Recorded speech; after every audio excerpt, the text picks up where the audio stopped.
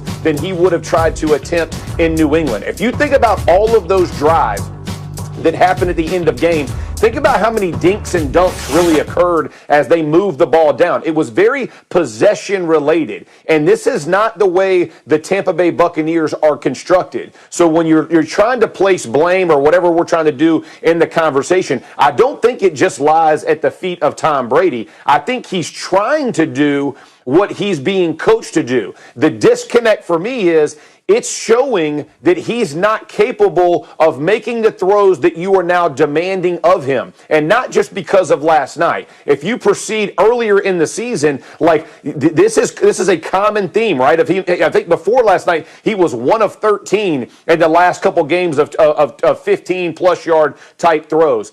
This is concerning. And here's the other part, is that when you're asking him to make those deep throws, the offensive line is not keeping the pocket clean enough where he can step up. And the book on every pocket passer is, if you make him reset or move his feet, take his eyes down, they're not the same quarterback. And that's been true since day one. So you're seeing kind of all of the kryptonite kind of get thrown at him at one time, asking him to do some things, not being quite protected. And listen, the one area I can say, Stephen A., that I fully agree is no run game. Like, at some point, if you're getting that much pressure, and it started the first drive, like Brockers was back there smacking Tom Brady at like play 2 and 3. You know that's going to rattle him, but you never got you never just took the ball and ran it at him. That's concerning for me, because at some point you do have to take the pressure off, and there's a ton of blame. The receivers got beat up by the defensive backs of the Rams. The front four of the Rams dominated the offensive line. So there's a lot to go around. Not placing blame,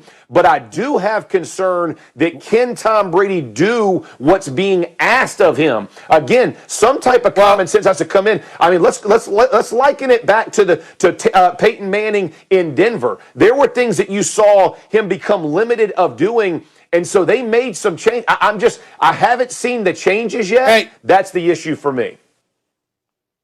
Hey, Jeff, for future reference, I want you to know that I've noticed something very slick about you. You're brilliant with your football analysis, but I think that you go on a little bit longer because you don't want me to get at you. I know that strategy. Max Strasburg, it doesn't work with me. It doesn't work with me, Jeff Saturday. I'm just letting you know that. That's number one. Is this that's number one. Number two. This from the guy who invented ball. Hell no. That's number one. Number two, Jeff is right. Tampa Bay hasn't rushed for more than 90 yards in more than half of their games. And number three, are we just going to ignore, and I know we got to move on, are we just going to ignore the fact that the Buccaneers defense gave 23 catches and 275 yards to the Rams' two top receivers? Yeah. 275 yards? You're right. I mean, two receivers, damn. Let me take it here, though, guys, because I want to focus on the Rams. So Russell Wilson and Tom Brady have combined for 5 turnovers against this Rams defense. Let's stay with them. They're now tied for top in the division with Seattle. We know the NFC West is the best division in the league. Stephen A., are the Rams your NFC favorites at this point? No, they deserve to be, but I'm not going with it. I'm not going to jump off my bandwagon, even though I don't like the way the Bucs look against the Saints, of course, and I certainly don't like what I saw last night. I believe in Tom Brady, and I'm not going to jump off that bandwagon. I think that when it really, really counts, the Rams' offense is going to let them down. The defense will shine. The offense will let them down. You see yesterday when the last thing you needed was a turnover and Jared Goff threw that interception? This is the kind of stuff that happens.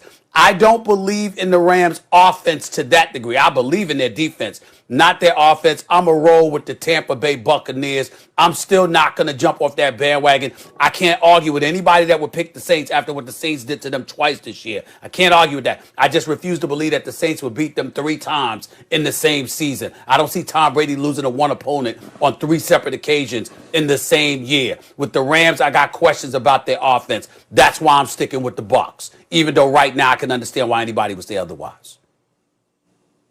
Hold up. You don't see Tom Brady losing to the same opponent 3 times in the same year. That would be one thing if it was going in the right direction. If it was trending in the right direction, like Tom Brady barely loses or Tom Brady gets blown out by Breeze and the Saints, And then as they're gaining momentum and everything, now it's a close game. And so you have reason to believe next time it'll be different. It went the other way, brother. It was like neither team looked that good. You can understand Tom Brady just got there and all that. And then the next time they linked up, it wasn't the same. And by the way, the Saints are good. If this is all assuming Breeze gets back, if he gets back, what the injury will have meant likely is that he got some time off. Think about Drew Brees recently in the playoffs. He's looked beaten up, worn down. He's looked old, right? He's looked fatigued. Not if he has several weeks off, especially 4, 5, 6 weeks off. Taysom Hill looked pretty good. Looks like they can keep their heads above water while they're waiting for Breeze. Then Breeze comes back. I've mentioned repeatedly in recent years, the Saints against the run have been the most consistent of the dynamic offensive teams, right? Year in and year out, they're pretty good there for a team with a dynamic offense. But the offense got more dynamic, at least on paper, with Emmanuel Sanders, a real number 2 receiver. The defense got better, again, at least on paper, and it's paying dividends already with the Quan Alexander trade, who's a good player. They were able to get him because of his contract, not because he can't play. He's good. And the Saints' defense just got better. Look at what they just did. I know it's against the Falcons, but their defense looked tremendous this week. So if you're looking at the NFC and you don't like the Rams, Stephen A., because of Goff, and I'm kind of with you there, actually, you're not taking against the Saints because you think Brady's not going to lose 3 times to the Saints when the second beating was worse than the first. It's New Orleans. Yeah, I absolutely agree. It's got to be New Orleans, and I've been a Bucs apologist the entire season. But what was shown last night? The reason it's so concerning is because of one of the things Stephen A. said. I wish I had the mute button. I could have stopped him, right then and jumped in on the defense of the Tampa Bay Buccaneers. When you challenge Jared Goff to beat you, and he does, that concerns me, right? Because if you look at this offense and what they're capable of doing, and you talk about the vaunted Bucs defense and how they were going to hang their hat on that, and last night, I get the turnovers because Goff will give you a couple, but 2 receivers completely controlled the game, and not just making catches, but yards after the catch. So what does that mean? That means the front 4 of the Buccaneers couldn't impose its will. When you flipped it over, the Rams defensive line definitely imposed its will. So when you take it to the Saints defensive line will impose its will against that Tampa Bay offensive line as well. So Drew Brees coming back obviously is the starting point. He has to come back. I will say this about the Rams.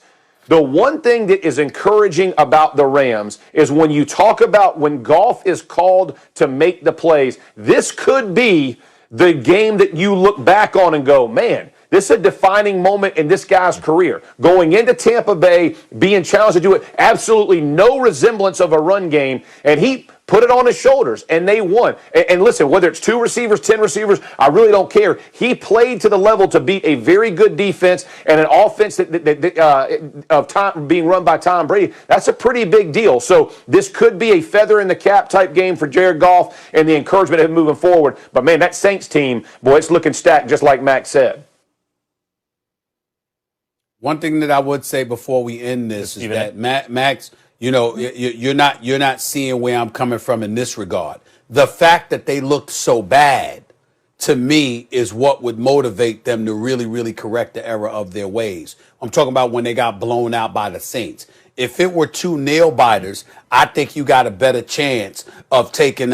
You got a better chance of sweeping, winning 3 straight. But when you blow out a Tom Brady team that's so loaded, I can't believe that they're that bad. When you get trounced 38-3, I think the next time they met New Orleans, they would be ready because they know they'll get annihilated if they're not. Stephen A., what do you change? Like, you're asking a leopard to change his spots, right? So Bruce Arians and Leftwich are all of a sudden, because that's what's going to have to change. The ball they can't challenge them down the field. That's a big change. That's like a philosophical change. I'm just not sure that's. But it has to be. Building, but you right? said it yourself. No risk it, no biscuit. Hold on. And keep in mind, but you guys, said it yourself, Jeff. You said it yourself. The great ones do that. What do we rave about with Bill Belichick? You go in, week out about how to win that game, whatever it takes. Maybe Bruce Arians should steal a page from that.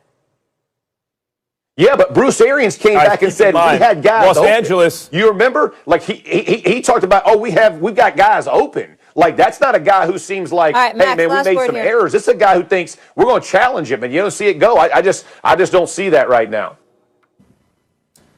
This was a big-time showdown. Brady and them had to be totally prepared.